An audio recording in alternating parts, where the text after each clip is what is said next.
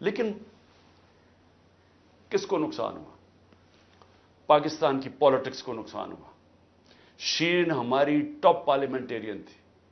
میری کیبنٹ کے اندر وہ منسٹر تھی جو جس طرح وہ پڑھ لکھ کے ایک ایک ایشو کے اوپر آتی تھی.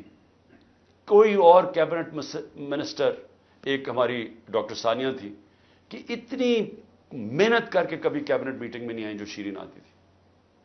اس کے علاوہ سارے اس کے دشمن بھی جانتے ہیں کہ وہ ایک محب وطن پاکستانی. وہ کبھی بھی اینٹی پاکستان کا نہیں سوچ سکتی تھی. شیرین مظاہری جان دے دے لیکن وہ ایک پاکستانی، پاکستان کے ہر کاز کے لیے کھڑی ہوتی تھی.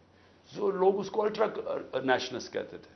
کئی دفعہ وہ کئی ناراض ہو جاتے تھے کہ وہ بڑی سخت باتیں کرتی تھی، لیکن وہ نظریاتی عورت تھی. تو اس سے نقصان تحریک انصاف کو تو چلے ہوا، لیکن پاکستان کی سیاست کو اور جمہوریت کو نقصان پہنچا.